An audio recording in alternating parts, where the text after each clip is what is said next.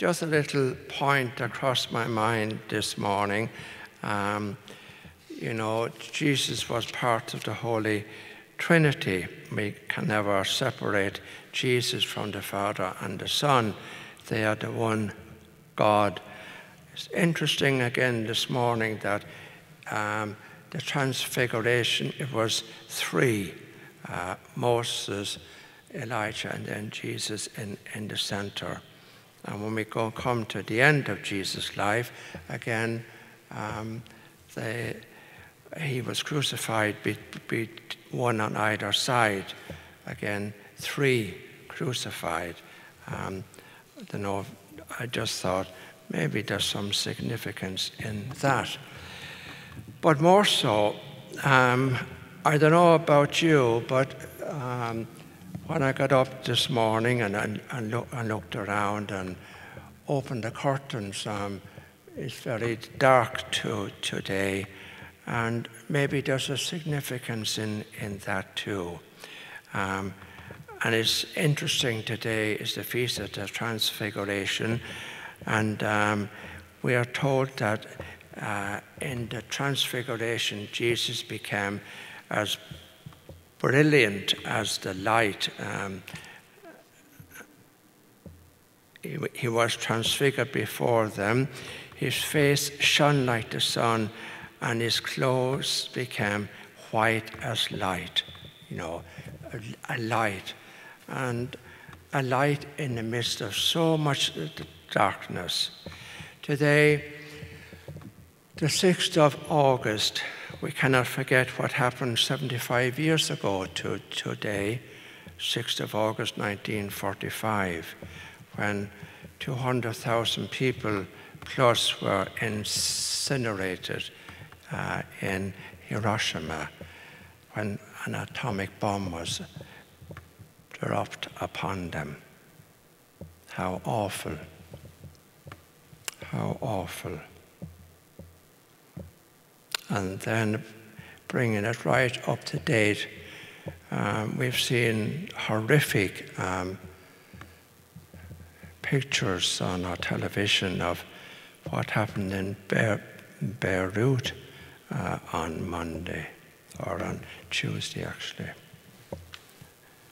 when so many people lost their lives and so many people became homeless. And then we're going through, we're in the middle of a most awful pandemic at the moment. So I suppose when we look around the world today and the lack of peace and all the bickering and the fighting, and even here in this country at the moment, the animosity and the division, it's not just a pandemic, it's all the other things happening at the same time. And so for me, the most interesting words in the gospel this morning are the words, listen to him. Listen to him. But do we listen? Do we listen? How often I have to ask myself, in the various situations of life, how often do I listen to Jesus? Listen to what my heart and my soul is telling me, rather than what I want to do. How often? How often? And it's not all darkness, because the apostles were overcome, a bit like we are at the moment. Many people are overwhelmed at the moment. There's so much indecision and wondering what's going to happen next. As, for example, so many parents are worried at the moment about, will school be opened? Will it be opened or not opened? Will it be safe? We're all worried. So again, listen to Jesus. What does he tell us? Rise up.